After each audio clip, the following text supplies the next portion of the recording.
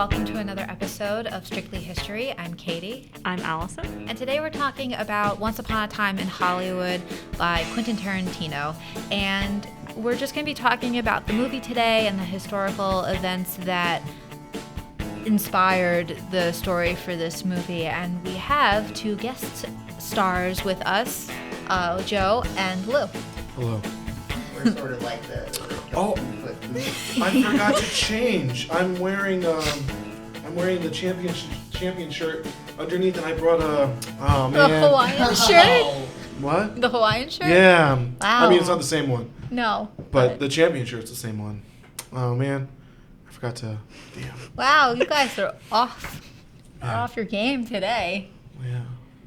So, I am not the biggest fan of Quentin Tarantino's movies. I really only ever liked Pulp Fiction. But this movie really exceeded my expectations. What's your favorite part of Pulp Fiction? My favorite part of Pulp Fiction? Yeah. There's too many. All right. I'll tell you. storyline. Favorite storyline? Oh, I love John Travolta and Samuel L. Jackson. Okay, so They're- body situation. Yeah, and I love Samuel L. Jackson's whole monologue to the guys they're trying to get money from. It's one that stands out to me like a lot. And you will know my name is the Lord. Yeah. I'm sorry, Lou. It doesn't sound as good coming That from came you. through as just a brick.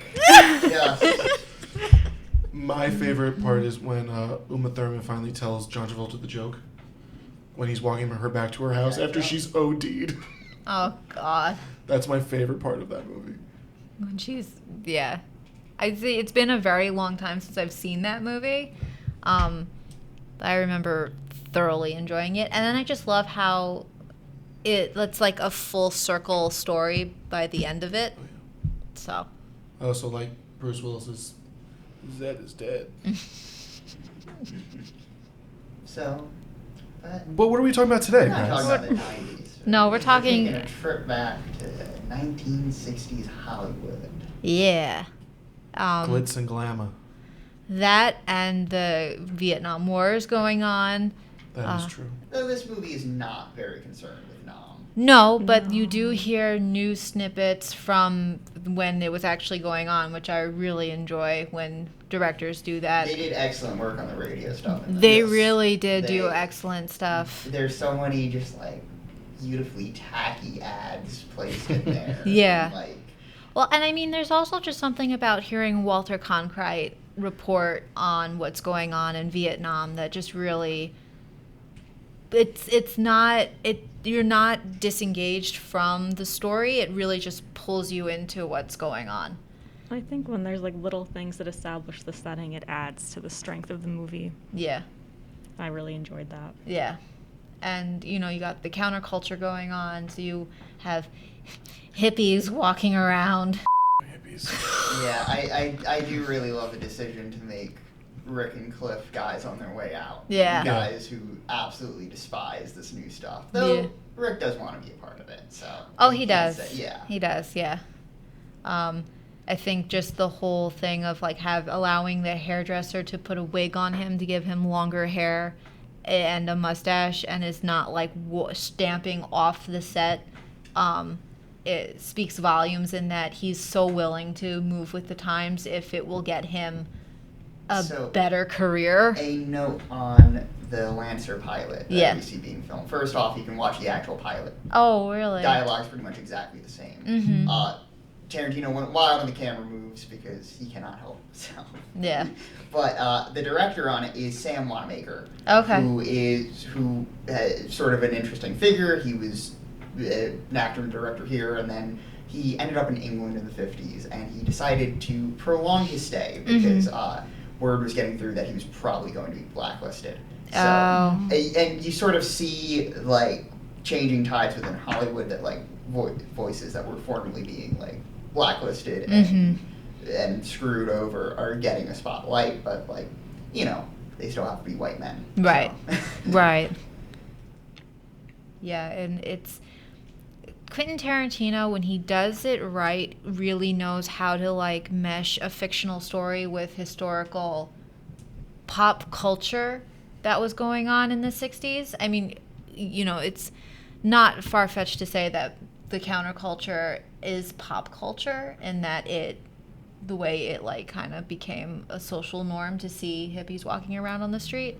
But at the same time, he avoids like the thing a lot of like 60s movies tend to do, where they just play like, oh, we're in the 60s, quick, cue up the Doors and Creedence, like the whole like for deeper cuts, and like I love that scene where Sharon Tate's teasing Jay Sebring over listening to Paul Revere and the Raiders. And it's just like, like that's what these people would have been listening to. They wouldn't have been listening to like the 13th floor elevators. No, right. They're listening to pop music. Yeah. And even how Tarantino used the music, not necessarily the non-diegetic music, but the diegetic music, right? Yes. Diegetic is not what they're hearing, right? No, diegetic is what they're hearing. Oh, so how he used the non-diegetic music? Mm-hmm. I just, I love that song, Out of Time, by the Stones. Yeah. It's just like, to me, that's like, the way, when he played that and how he played that was just the perfect timing for that, for so many reasons. Yeah.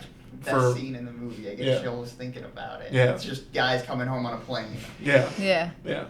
And what do those words mean? Because I've never heard those words before. Diegetic means the source of whatever it is coming from within the story. Okay. And non-diegetic means it's coming from out of the story. So okay. If a song comes on and like a character's not listening to it on the radio, it's non-diegetic. Okay. Yeah. Okay. So it's like the background music essentially to set the scene of what's going on. Yeah. Yeah. As opposed to like music playing on the radio within the scene. Yeah. Okay. Thank you for that clarification. Yeah. Yeah, but I really liked the soundtrack of this movie. I think because like I grew up listening to it because my parents grew up in that era of great music, and my mom was 10. Are you saying we're not in an era of great music? I'm saying we're in an era of different music. Because I think Ariana Grande is pretty great. I respectfully disagree with that. Sweetener's a great album. I respectfully disagree with Yeah, that. listen to Sweetener. Respectfully disagree. Now, the funny thing about the cool thing about the album, have you guys actually listened to the album itself? No. Like Sweetener or no. Once Upon a Time in Hollywood. Okay. You mean the soundtrack too? The soundtrack. Well, no. the album, the soundtrack, whatever. Yeah.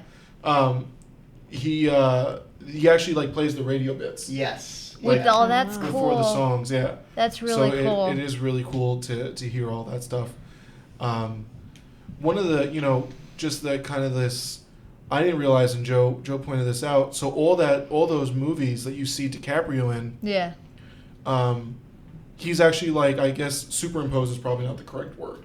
You can say it. Yeah. That's what it is. But those are actual movies, and yes. I only knew The Great Escape as being the actual movie. I didn't realize that the movie at the beginning where he's flamethrowing the Nazis was real. Really? A real movie. I don't think the flamethrower part through. That's but not they real. used footage from an actual film. Yeah. Oh, interesting. So like I didn't realize in all those Italian movies at the end those are all real. So like I didn't know that. And Yeah, that's pretty, not the same titles, but they're Right. Most of them are either directly inspired by something real or just footage. So that's kind of because we're talking about the soundtrack here. I'm wondering, are all those are radio bits that he pulled then? Yeah. Like that's just insane. Yeah. Like Let me tell you, archive.org, Yeah. best place on the internet. You can find ancient radio broadcasts on there. That's really cool. yeah. That's really cool. Yeah, and what was I going to say?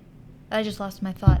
So, I think, one thing that needs to be kind of understood about Once Upon a Time in Hollywood is, this was, I heard it described as this was like Tarantino's love letter. Mm-hmm. Like, he grew up in LA, grew up in the 60s, and kind of, grew up driving around and everything like that. And these are kind of things that, the scenes or everything are things that he saw, and the death of Sharon Tate, which we'll get to how he handles that in this movie, was kind of like the end of his childhood, the end of innocence, and everything like that. I think it's kind of his homage to his childhood. That's a very great way of putting it, because after the Manson murders and the Manson family was arrested, it was like the end of the 1960s. It was the end of the counterculture. It was at the end of like peace and free love, and it became something much darker. Yeah. So that's a very good assessment to make, because it's essentially what happened. Yeah. Yeah, and like Tarantino's talked about how like the scenes where it's just like Cliff driving around are sort of just like his sense memories as a kid being in the car and just taking in the sights. Yeah, I think with his father, right? Yes. You would say. Yeah. I did feel that all of like the clips and sound bites in this movie from like the old like the old TV shows of the 60s, the movies from the 60s. I love The Great Escape. It's one of my favorite Steve McQueen movies. I felt that he was portraying them with such great reverence and wasn't making fun of it. Because like you have other Quentin Tarantino movies, like Inglourious Bastards, where he makes fun of what was going on at the time. I wouldn't say that. Yeah, I don't know. Those what's he making fun of? Just like the I guess making fun is not the right word to say. The only truly parody moment in that is the fake Nazi propaganda film. Right. Which I think you can do that. That's Sure. I mean, it's just like how people are portrayed in the film. I don't know. Okay, my words are not expressing what I'm trying to get across, and now I'm getting flustered. Oh, don't get flustered. I just felt really like there was such reference and love with those aspects of Once Upon a Time in Hollywood. Agreed. And I didn't feel that with like Inglourious Bastards. You know what I mean? I mean, because it's a totally different movie. So that I can kind of see what you're saying. So like, I would say there was definitely not the love for the times like there was in the 60s, but he also didn't grow up during World War II. That's very true. And in those areas and everything like that. And I do want to clarify, it is a very different movie, but I didn't get that sense when I watched Inglourious Bastards than I did with Once Upon a Time in Hollywood. Yeah. Like, I thoroughly enjoyed Once Upon a Time in Hollywood, but I didn't enjoy Inglourious Bastards. Yeah. I also think, this could be a debate, and I know Ben has brought this up plenty of times, but this might be his, is it Magnus Opus? Magnum Opus. Magnum Opus. This might be it for him. Yeah. I know that he's talked about doing Star Trek movies, but I hope that does not happen. I mean, how much of that is him just pulling our chain and being No, I think serious? I don't think he really speaks with any irony. Yeah. Like I wish he would sometimes, but right. Well, who knows? Only time will tell, right? Yeah. So, do you want to know who Cliff Booth is based off? Yes. I would love to know. I would love to know. All right. So, there's a couple different influences. First one I'm going to cover is Gary Kent, who he was a stuntman and an actor. He's still alive. Highly recommend watching some of his interviews. There was a good documentary about him that came out a couple years back after this movie sort of revived some interest in the guy. He worked a lot with Ray Dennis Steckler, who's a Z-grade filmmaker who I really love. He gives great performances in two of his movies, Thrill Killers and Body Fever. Highly recommend checking them out if you get the chance, or, well, if your brain's fried like mine. Tarantino even puts Cliff in one of Gary Kent's outfits from Body Fever during the climax of this. So I was like, oh, that's where he got it. And he also eventually got very into psychedelic drugs, and he directed some very strange films that I'm dying to track down. So it was the 60s. There's some other stuntmen in there too. Mm-hmm. Another big inspiration is Gene LaBelle, and the Bruce Lee story is sort of taken from that. Apocryphally, I don't really believe this. I think this is Gene LaBelle talking up his own legend, but Bruce Lee had a habit of really hurting a lot of the stuntmen in the Green Hornet. And they brought in Gene LaBelle, and he was the only man who could take down Bruce Lee. And it's nonsense. But LaBelle also was eventually tried for murder and not convicted. So a little bit of parallels. Some parallels there. And the dynamic between him and Rick is really Burt Reynolds' dynamic with his stuntman, Hal Needham. And also, just how Cliff carries himself is very inspired by Billy Jack. Now, does anybody here know what Billy Jack is? No. No idea. These movies were phenomenons. They were like some of the highest grossing independent films in history. No, you do not hear about them anymore because they aged like milk. Oh. So like, imagine like a proto Steven Seagal movie. Oh. It is a white guy pretending to be Native American, going around spouting bizarre, like, quasi-libertarian politics and beating people up. Oh, my. It climaxed in a film called Billy Jack Goes to Washington, where he becomes a senator, I think. Oh, I don't know. But, yeah. Tarantino loves those movies. And Of course he does. Wow. So, so that's kind of interesting. And, so I remember when this came out, there was a little bit of backlash about how this movie portrays Bruce Lee. Mm-hmm. Now, one thing that you pointed out when we were talking during our pre-show meeting, that sounded official, it was actually just us talking in the office, was that you have to, while that scene doesn't portray Bruce Lee in the greatest light, you have to take into account that it is Cliff Booth's memory. Yeah.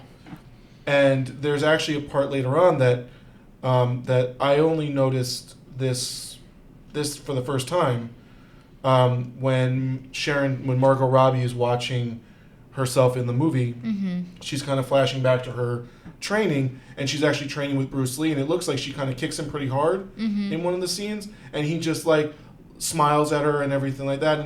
And so I think, Tarantino is kind of getting a lot of flack for his portrayal of Bruce Lee, but I actually think the 5-second snippet with him and Sharon Tate's character was actually kind of how he really saw Bruce Lee, was that, just this nice, loving guy that was actually a dear friend to Sharon Tate, and as you mentioned, Roman Polanski. Yeah. and Steve McQueen. Yeah, and Steve McQueen. So do you think like that portrayal of him in that scene where Cliff pretty much beats Bruce Lee is like Bruce Lee, or the character portraying Bruce Lee is trying, how am I going to say this, is talking up a big game because he feels the need to portray himself as being just a little bit better than the stuntmen that are there because of his experience in Hollywood? I actually think ever since hearing what was it, Gary Kent?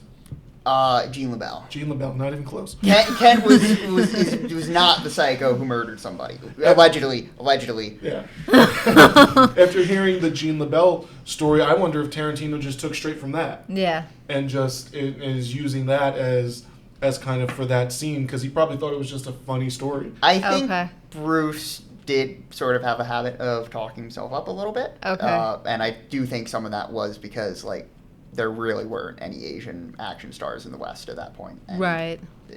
When you're the only one, you have to make a name for yourself. Right. And also, right. if you could literally kill anybody with your bare hands. Yeah. If you're gonna be a little cocky. If you're as cool as Bruce Lee, you deserve it. Yeah. Well, sure, absolutely. Yeah. Like, I'm not walking into a room messing with Bruce Lee. You know what I mean? Yeah. So because like the whole attitude of like the stuntmen around him were like, yeah, whatever, what is this guy's deal and stuff like that. They didn't seem to like take him seriously because so I don't. That's why I think he was portrayed the way he was portrayed. It's because of Bruce Lee's experience in Hollywood as not being the greatest experience due to racism and whatever else was going on at the time as well. Fun fact, in Hong Kong, The Green Hornet was actually aired as The Kato Show. Oh, yeah. Funny. Yeah. Nice. Yeah, and I think if he was constantly referred to as Kato, as like the sideline character for the Green Hornet, I think that would grate against my nerves, and I'm pretty sure it grated against Bruce's nerves as well. Yeah. Yeah. So, all right. So should we get into Manson a little bit and Spawn Ranch? Yes. Spawn Ranch. Like I Horror didn't. sequence. So it's like because I've been told by you guys and by other people that Manson's not like his is not like the. He doesn't have a large It's part. not really a Manson It's movie. not a Manson movie at all. But when he's on screen, I knew because I was waiting for it, and I was like looking around trying to see how is he going to be portrayed in this movie. Are we going to see him at his ranch with the cult of the family, or is it going to be something a little more subtle? It was subtle, but you knew that it was Charles Manson on the screen. Yeah. And it's eerie. I mean, it's. I got an eerie Yeah. feeling from this portrayal of Yeah. Manson. There's a deleted scene with him, which I do think is effective. I think it's a tense scene, but I'm Yeah. glad it wasn't included. It's just like him going up to somebody else's door and asking about like Terry Melcher and talking about his connection to the Beach Boys and stuff. Oh, okay. But like, it's just sort of like I don't think it was needed. I think I don't know, keep it as spectral as you can. Yeah. And especially the first time you watch it, because you don't know how it's going to end. Right. So when you see Manson for the first time, you obviously know who he is, and you already know what's going to happen, or you think you know what's going to happen. So seeing him for that first time is really it makes you feel it makes you feel something. Yeah. Whether that's scared or whatever. And for him to only be there for 30 seconds or so and to have that kind of impact, that overlying impact on really... It's like a rest shadow of the was movie. put Yeah. over the And shadow, over the movie. That is also based on a real event. He did show up there months before, and though J. Sebring wasn't there, it was somebody else, but I think that was just to keep the storyline a little more economical. Yeah. Which, can I say, I love the depiction of J. Sebring in this. Agreed. Yeah. Emil Hirsch, Sharon Tate's friend. Yeah. Yeah, the name does not... I'm not familiar with the actor. He wasn't an actor. He was a famous hairdresser. in Oh, Hollywood. okay. And he was murdered by the Manson family, but he went on to inspire Warren Beatty's character in Shampoo. Oh, okay. That's really sort of a mean depiction of the guy. But yeah, I don't know. I really like how he comes off in this. It's very warm. Yeah. And actually, again, we were talking about this earlier. So just to get, just a side note, so everyone that was with Sharon Tate that night in the house was the people that Yes. were murdered that night. Yeah. Okay. Folger and Yeah. Volchek. Yeah. Yeah. I think there was one other person too. Yeah, I think Yeah. there was one other person, yeah. Okay. But he wasn't in the house. No. He was outside the house. Oh. He was Okay. visiting the caretaker who was living in the pool house or Oh, whatever. okay. And Oh. he was leaving, and the Manson family came upon him when he was leaving. And they Oh, killed him jeez. first. So. Oh, wow. Yeah, Yeah, okay. and they don't yeah, show now that at all. Yeah, no, now that you say that I remember that now. Yeah. Yeah, and Yeah. so pretty much all of the Manson kids depicted in the movie are directly correlated to real people, with the exception of Margaret Qualley. She's more of a composite. Can we just talk about Dakota Fanning's Speaky from. She's Squeaky great in from. this Squeaky? movie. Yeah. Holy crap. She was so good in that. I did not want to be in her presence any longer than I had to be. No, and that whole sequence at Spawn Ranch, from when Cliff Booth gets there to when he leaves, is really shot like a horror movie. Yeah.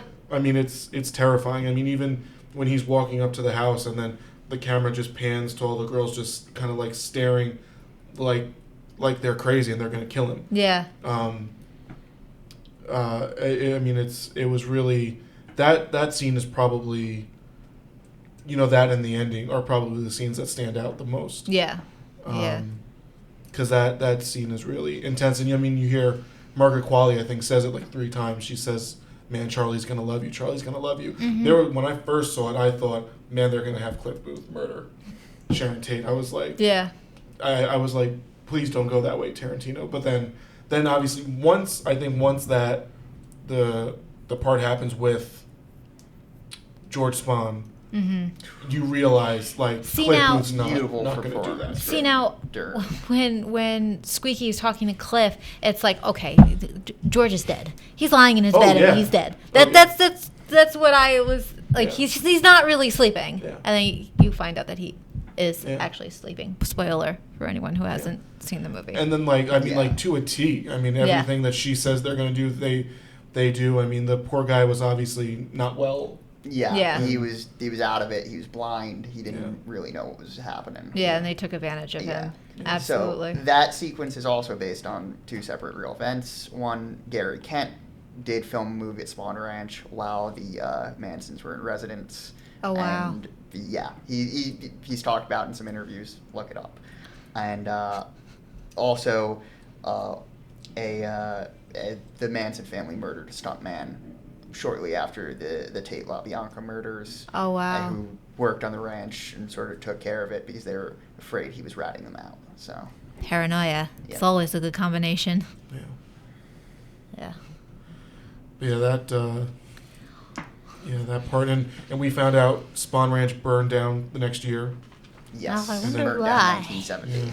I wonder why. Yeah, and But then- what I loved, what happened in that scene when Cliff finds that someone had thrown a knife into his tire, that's I think like the culmination of the tenseness of the scene, and he just punches the guy, Yeah. and then everything's like released. Like I don't feel tense anymore after that.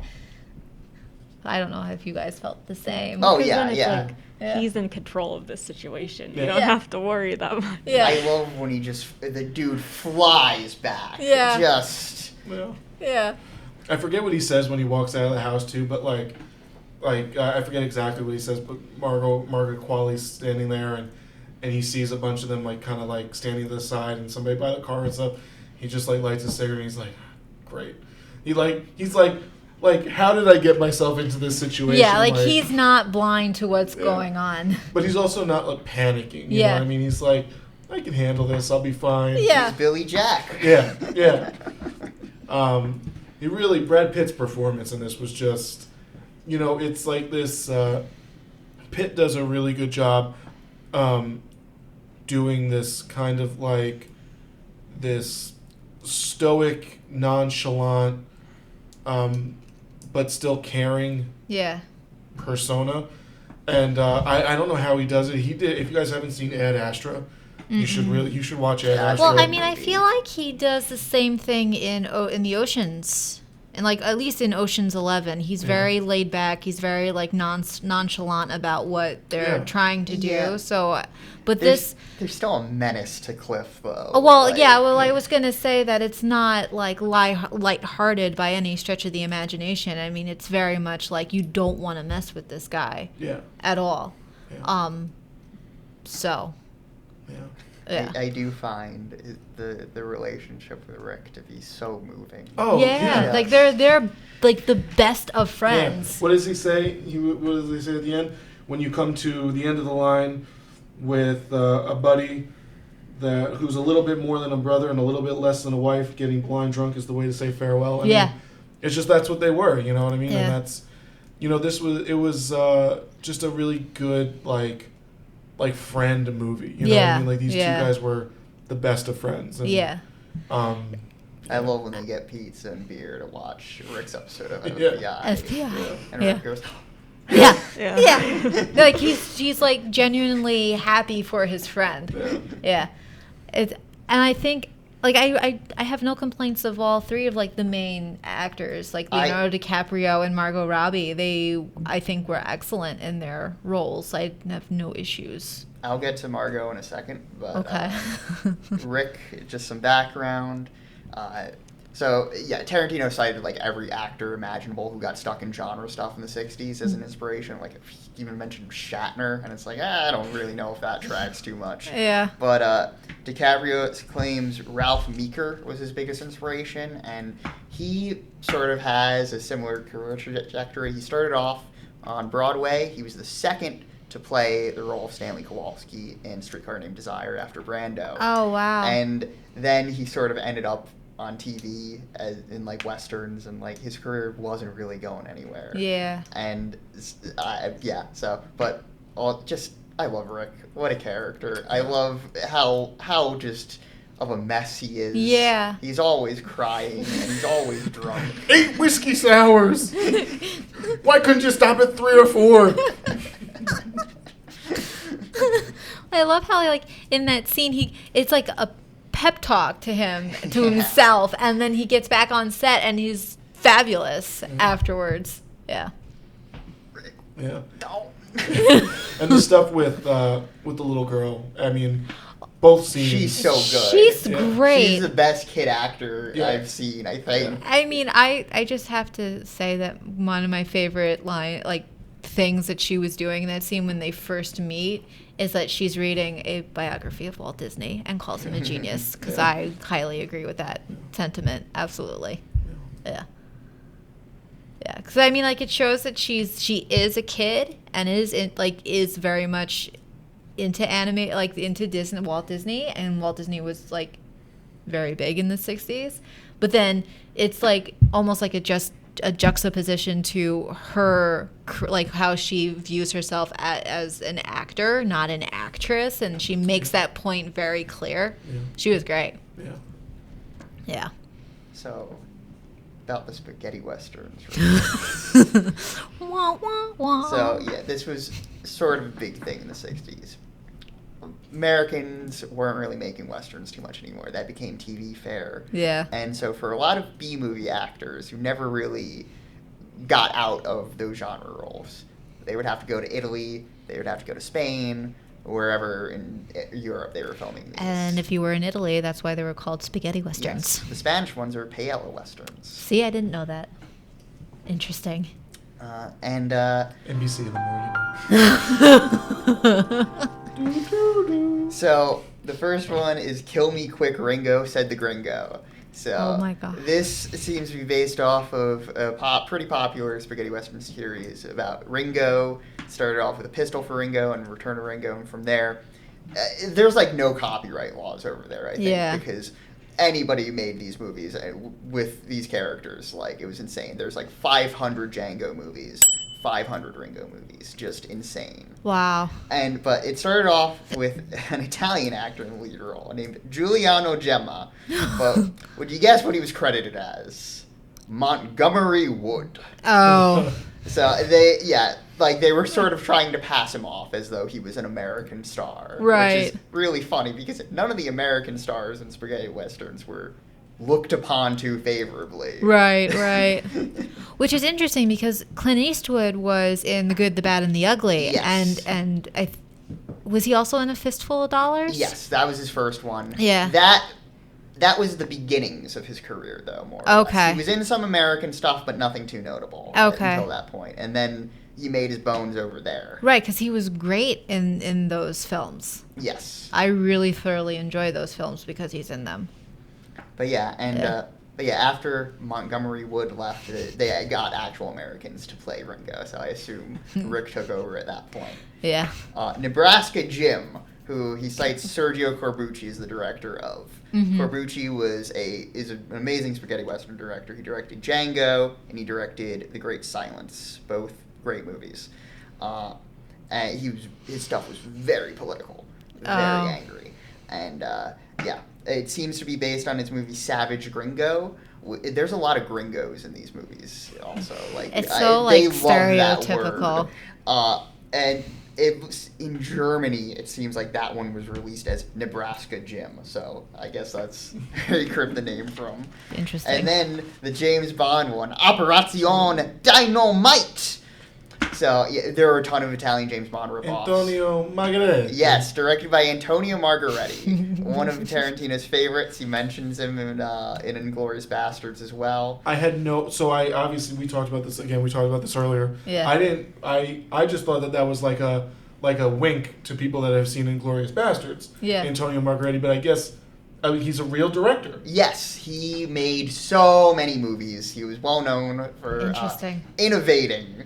In that he would shoot with like a multi-camera setup, which is not how you usually make feature films. Yeah. So he could make like 3 or 4 movies a year, and most of the stuff he made was pretty much knockoffs or disreputable genre stuff. He did a lot of Sword and Sandal. He did a lot of westerns. Did a lot of cannibal movies. A lot of bad horror movies. Just all over the map. Wow. Interesting. Yeah. See, this is like the kind of stuff that. The kind of detail that makes this movie even that much better. Like it's a very immersive story. Yeah. You're never pulled out of you're never jarred out of the story at all in this movie. Rick and Cliff are integrated so seamlessly.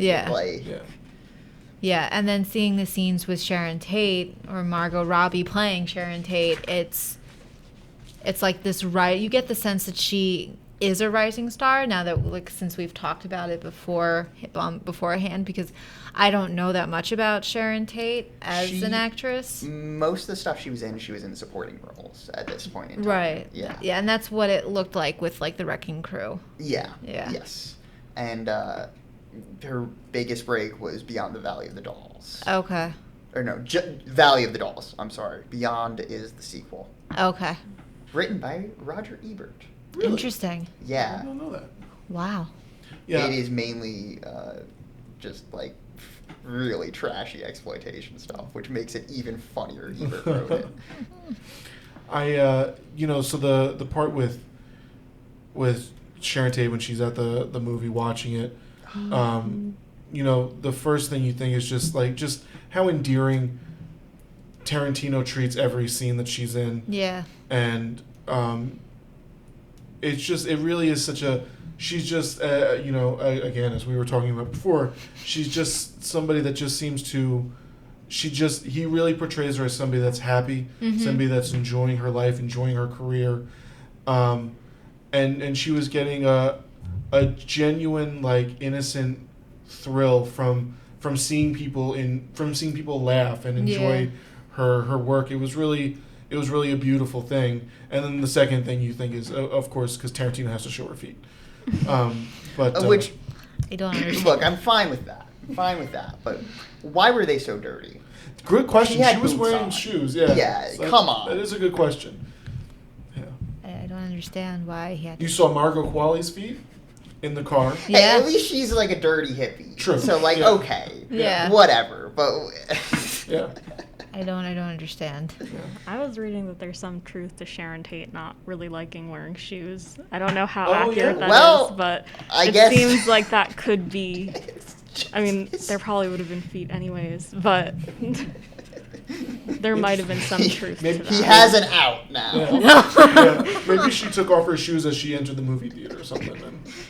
Yeah. But Margot Robbie really just gives such a beautiful and warm performance here. Yeah. So, the guy in the bookshop she buys Test of the Duberilles from is Clu Gulager, who was in a lot of 60s TV westerns. Oh, wow. And then sort of had a second act as like a horror and indie guy. Oh, and he was wow. also in The Killers, starring Lee Marvin, John Cassavetes, and Ronald Reagan. Oh. Wow. It was Reagan's only role as the villain. Wow. Interesting. So I looked up the book that she buys for Polanski. Mm-hmm. He would later make it into a film. And That's what it is. Okay. Yes. All right. It was she got him as a gift for him shortly before her death. And So that's the actual book that she bought him. yes, Wow. Test of the Dubervilles. Wow. Wow. Wow. And- So it wasn't just like I thought it was maybe just some kind of like random But again, nothing's random in this. Like, No. everything really is Everything is historically very much. accurate. I wouldn't go that far.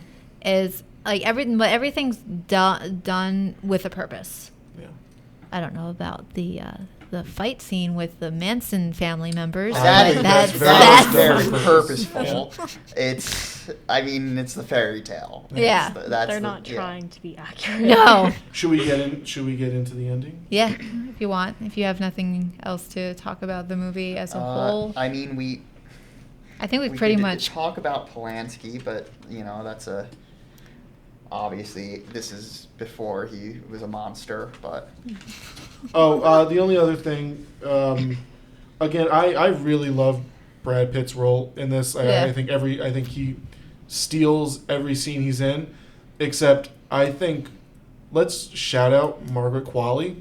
oh, she's awesome in Yeah, this. I think she steals the scenes that she's in with him. So, and I mentioned this to you guys, I think last week off camera.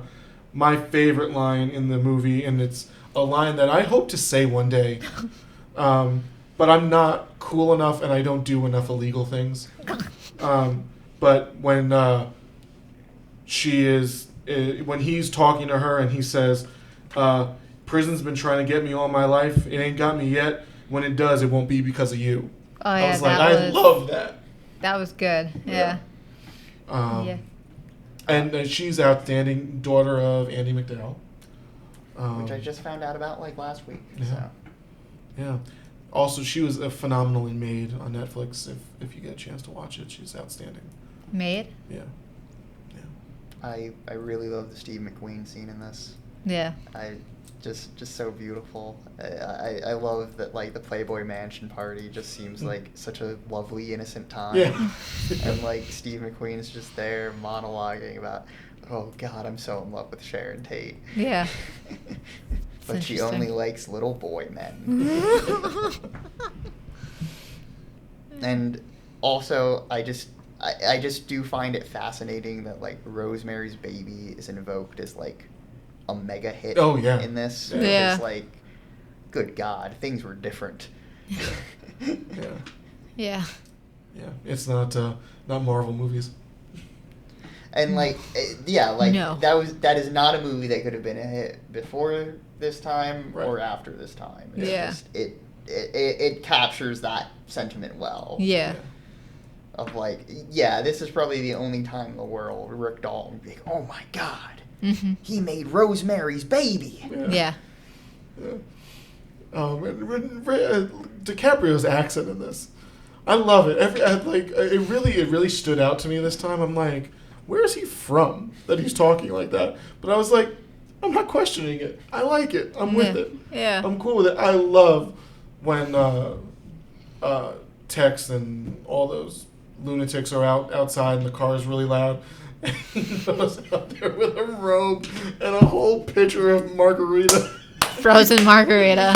He's just Wailing on him. screaming at them, and He's got that stupid haircut. Oh my God. and it's funny too. I don't know if you're really supposed to feel any sympathy, but in that moment I almost felt a little bit bad for Tex, because Tex is almost like, I'm very sorry, sir. I'm gonna go ahead and turn around, and DiCaprio's like, you better move this hunk of right now, and just like continues to just ream him. Yeah. And I'm like, oh my goodness, like you almost felt kind of bad for people you don't want to feel bad, but then you immediately Yeah. lose any kind of feelings towards them. To get into the ending. Well, I mean, I love the fact that one of them is like so not into it, but trying to play off that she is until she says that she forgets her knife in the car. Yes. And Uma Tex. Thurman's daughter. Oh, really? Maya Hawke, yes. I did not know She's in that. Stranger Things. Is She's she? so good. I don't watch Stranger Things, so I wouldn't know But, that. And then Tex gives her the keys, and she gets in, and she drives away. Yeah. She's gone. It's Yeah, great. she is based off of Linda Kasabian, who was set there to do the killings but fled before they Oh, occurred. interesting. I didn't realize that somebody actually thought this was a bad idea. Yeah. And And you mentioned that the whole monologue that Kurt Russell's doing, Yeah. the timeline is accurate. yeah, like Yeah, well, I would think that it would be. insanely down to the minute. Just Well, I mean, the whole investigation was so thorough because Sharon Tate was murdered, and she was pregnant at the time as well of her murder. So and because she was married to Roman Polanski, and he's a big director at the time, and Sharon was an up and coming star. It's like they wanted to be sure that they did as thorough of an investigation as they possibly could because of that. I don't know if it was anybody else that we would have had that intense of an investigation where they knew minute by minute what was going on. Yeah. Well, because you guys are the history people, so yes. The Manson family is also accused of a murder. Just a few days after that. Yeah. Right? Yeah. Oh, okay. There was also a murder before the Sharon Tate murder as well. Yes, that was committed by Bobby Bussole. It's a French name. I don't know I'm how sorry. to say it. Yeah. Bussole, I'm gonna go with who. That sounds. Yeah, that sounds right. Yeah, he's in the film. He's the one in the top hat. Yeah. And he was a collaborator of Kenneth Anger, who's an avant-garde filmmaker, if anybody cares.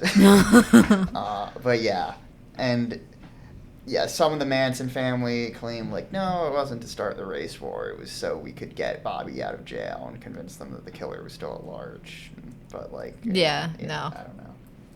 Yeah, well, Manson was charismatic enough that I think that, and especially since the people that he took into his commune were people who had run away from home, who were part of the counterculture, but kind of strayed away from what the counterculture was supposed to be, because it was all supposed to be about peace and free love and ending the war in Vietnam and all this other stuff. And I think that it was just filled with people that were either disillusioned by the counterculture or just was fed up with society as a whole, because most of the women that were involved had run away from home and were lost, and I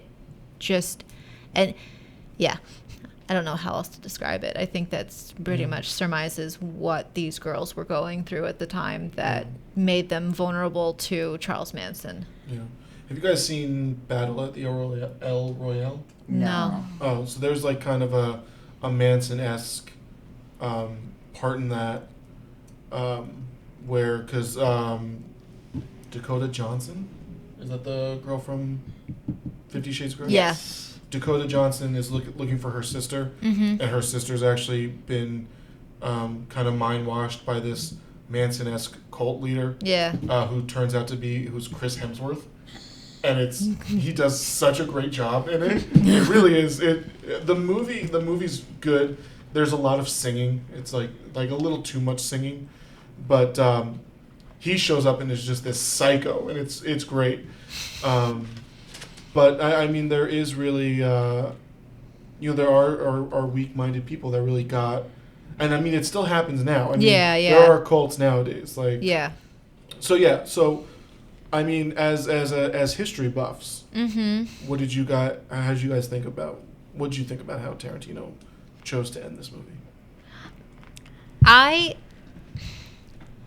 try to be objective about it because I understand that it is a movie and that. She's not. Lewis, shush, because it is very.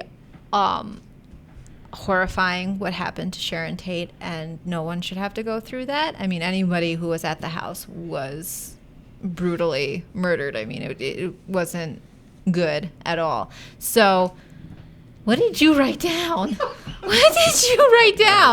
I drew a little flamethrower and a little stick figure, and I labeled it hippie. I mean, it wasn't accurate, but it doesn't need to be.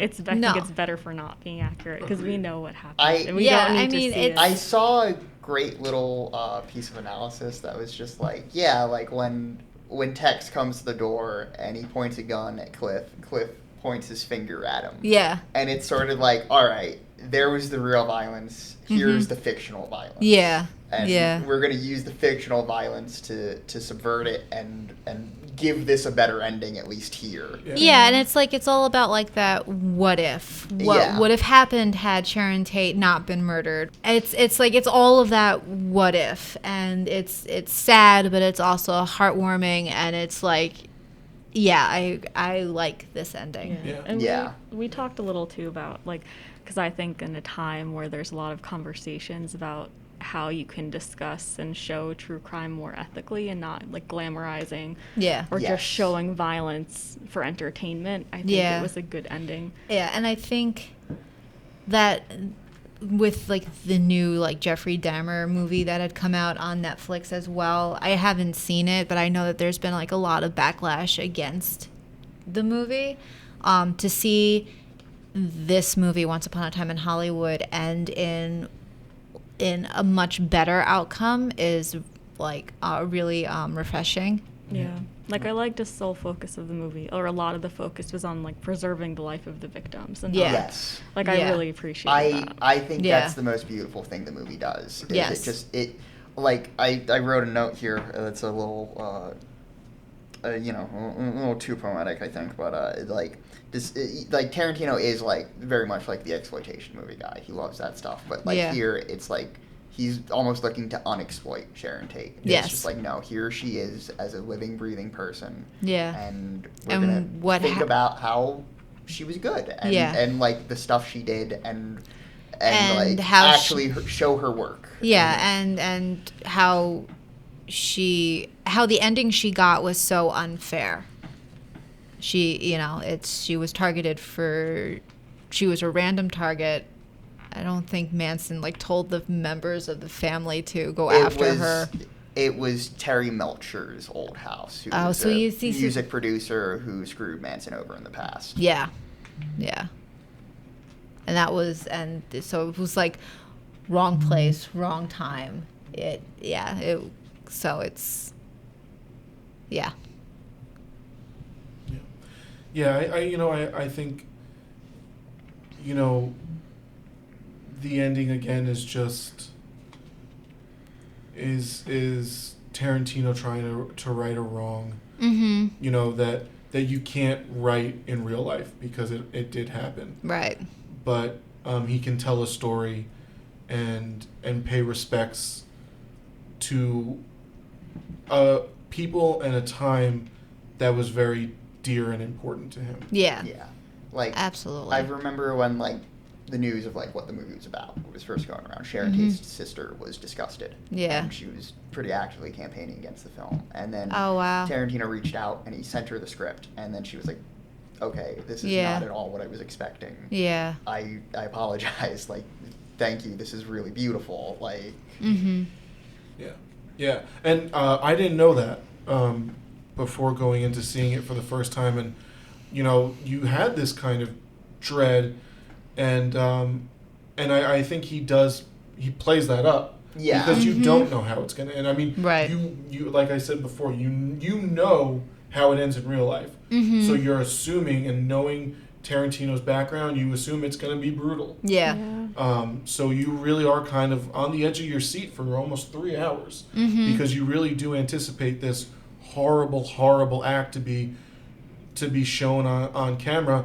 And ironically, a horrible act is shown on camera, but you're rooting for it. Right. I love that Cliff is out of his mind. Well, he smoked a cigarette that was dipped in acid, so he's high while he's like... he's like, wailing on him. Away we go. I thought they very, very effectively built up the dread leading up to that. And I noticed like how right before the Manson family pulled up, or I think right before, I can't remember who was watching TV in the Tate house? It was the Polish guy. Oh, okay. Volchek. I'm sorry. That's a real man. I need to actually know how to pronounce his name.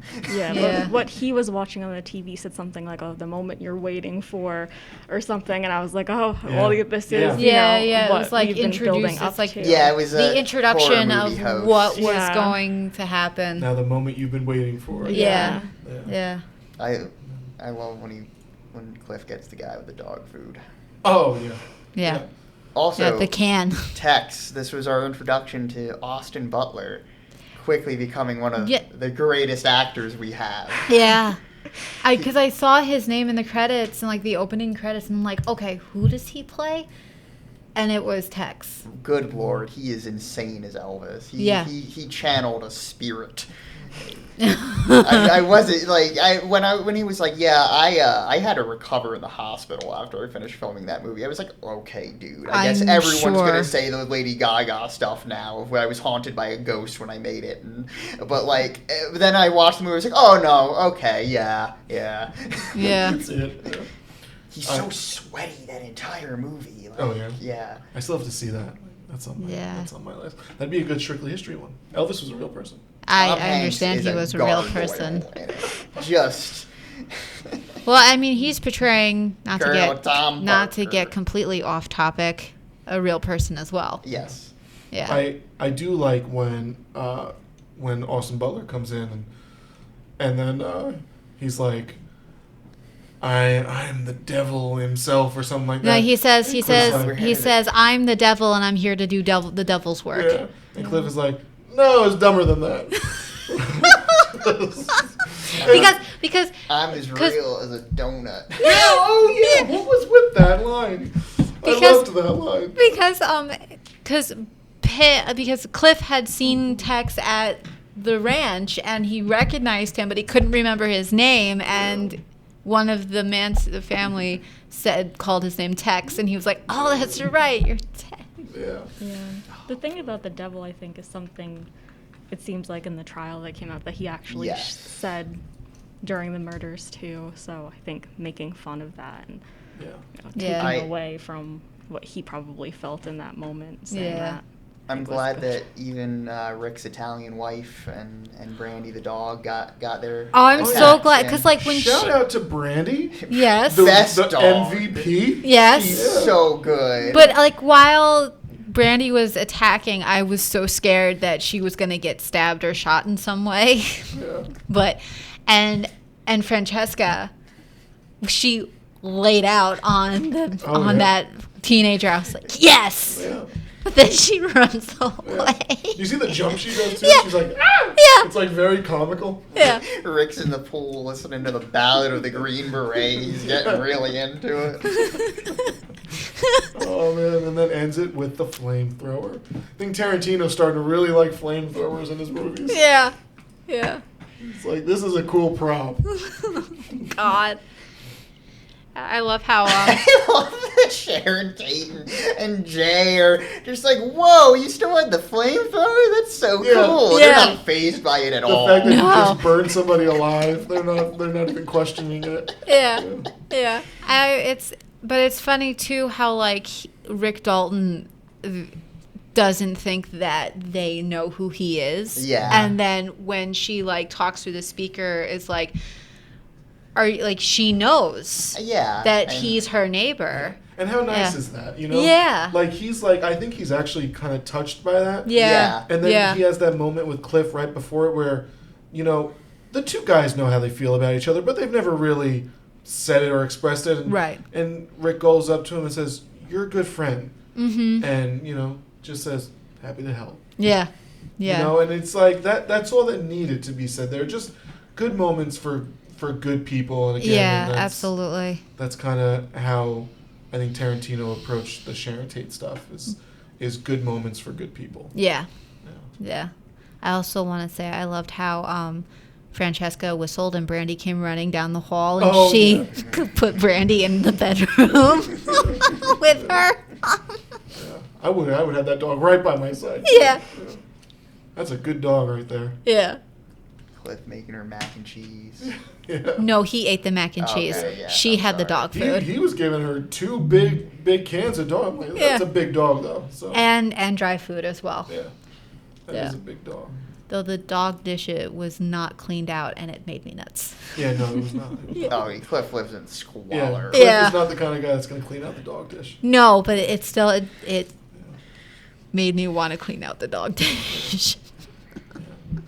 What a well-trained dog. Yeah. Yeah. Like, just the click command. Mm-hmm. And just knows to go bite the guy's crotch. Like, good dog. Yeah. Good girl. Yeah. They do say female dogs are more loyal than male dogs. Interesting. Yeah, I have heard that. Interesting. And they're more protective because they have the mother instinct. Huh. Yeah. You learn something new every day. Yeah. Well, it's interesting you say that now because whenever I go to see my dad, we have he has a black lab who's her name is Maisie, and we have PJ who's a male Australian Shepherd, and I'm sitting on the couch and he's like jumping all over the place. But Maisie, if there's no room on the couch, she's lying down, under my legs. Yeah. So I sounds about definitely hear what you're. Yeah. See what you're saying. Yeah. Absolutely. Yeah. Another great moment. Green door. Oh, yeah. We didn't even talk about that, yeah. We didn't really talk much about Rick Dalton. I mean, I guess we did, yeah. Yeah. But, yeah. I mean, that was good stuff. And that's really him singing, too. It was so awkward. I love that they both have their signature drinks. Oh, Yeah. yeah. Cliff drinking Bloody Marys at all hours. And Whiskey and sour. you notice how he's always putting more pepper and more, what I assume is Hot sauce. hot sauce, yeah. Yeah. Just he keeps putting more in each time, Yeah. like it's like they're not making it strong enough for him. God, I love Bloody Mary. Me too. I could go for a good Bloody Mary. It's been a long time. Yeah, I don't Do know. you guys like Bloody I- Marys? No. I love a drink that is also a meal. Yeah. Yeah. Put like 10 olives in there, put some Yeah. celery in there. Oh yeah, the olives are the best part, right? Yeah. I don't like olives. Oh, not even green olives. Not even green olives. Oh. And I'm okay with celery. I have to put peanut butter on my celery. Well, you probably don't want to put peanut butter in a Bloody Mary. No. Don't do it. Wouldn't recommend it. No. You can put bacon in there. Oh yeah. There you go. Places that put bacon in it. It's top-notch stuff. No. That's good stuff. So whiskey sours though. Am I thinking whiskey sours are the ones that are supposed to have egg white in them though? Yeah. And I don't know that these ones had egg white. Rick's probably just drinking like the mixed ones. Yeah. Yeah. But when he's at his, I don't remember what scene it is, and I'm pretty sure it's towards the end when he's making the frozen margarita. He's also making a whiskey sour because he actually puts the egg whites in the shaker. Does he? Yeah. Good for him. All right. Tarantino, props, because you're doing it the right way. But I don't remember what scene it is. Keep up the good work. I have a buddy, not to get too far off topic here. We went to Nashville, and we found this awesome speakeasy. And it was like a Tuesday night, so it was empty. Mm-hmm. It was like the two of us and the bartender. And he asked for a whiskey. First, let me start off by saying we closed our tab and reopened it about 4 times. The 5th time we reopened, he asked for a whiskey sour for the first time. Yeah. And he said, do you make it the right way, though? And she was like, do you mean make it with the egg white, honey? And he was like, yeah. And she was like, I should throw you out for asking that kind of question. And she made a hell of a whiskey sour. So props to her. I do not remember the name of the bar. But props to that bartender, and thank you for putting up with us and our reopening our tab 5 or 6 times. I realize I went from 3 or 4 to 5 or 6, but that's probably more accurate. So all in all, what are our thoughts of the movie? I loved every minute of it. Yeah. I think it's one of the best. I think it's probably Tarantino's best. I think it's a wonderfully made, beautifully made movie. with a lot of heart and a lot of humor.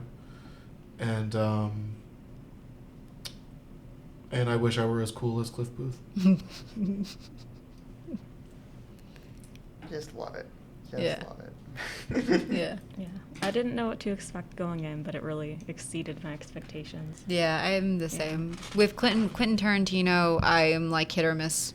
I've only ever liked Pulp Fiction, so I didn't know how I was going to feel watching this movie. But after watching it, I can freely say that it exceeded my expectations, and I would watch it again, for sure. And I would recommend it. Yes, and I would recommend it as well. Yeah. Oh, fun fact, I actually saw this movie in a movie theater featured in the film. Cool. Oh, that Yeah, is it was in cool. LA when it came out, and we saw it at the Cinerama.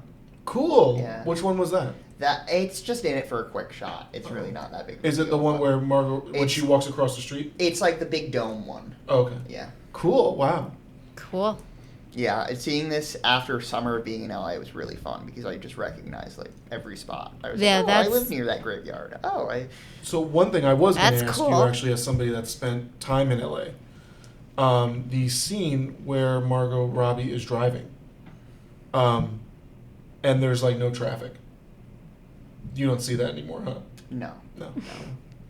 Yeah, it's pretty much just traffic all the time, right? Yeah. It was pretty rough. Because that like really stood out to me this time. I'm like, she's driving in LA in the middle of the day, and there's no traffic. And then I thought, I bet Tarantino closed down that entire road Yeah. Yeah. to film this, and there's actually miles of traffic. Of really frustrated and angry Yeah. drivers. Yeah. Yeah. All right, so I guess this is the end of the episode. If anyone else has anything else to say about the movie other than the fact that it's really great and we highly recommend it? No? No. Okay. I think I've said everything. Okay. I got I my need to trivia say. in. Yeah, you came hard with the history. I love this. Look at that. Yeah. I watched so many movies from this time. And you know so it's what? just, I like, was- filed away.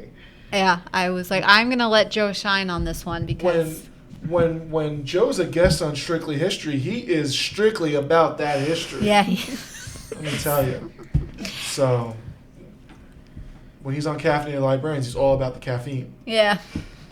So, I don't think I've had a coffee on that show in like 6 months. Yeah, me neither. Yeah. And with that, we'll end this episode and we'll see you guys next time. What are we talking about next time? We are talking about Walt Disney and the history of animation. Awesome. Mm-hmm. That's exciting. Yeah, That's going to be a must watch, I think. I think so as well. Yeah. Yeah. I Yeah. might hop on that Yeah. if you'll have me. Oh, absolutely. Is Disney's body frozen? That's what That's they, the room. So That's the myth. They say it's a myth, but it's Are frozen. we gonna dive into that? Investigative, Strictly History, the investigative version. Check it out. We'll see you guys next time. Thank you. Bye.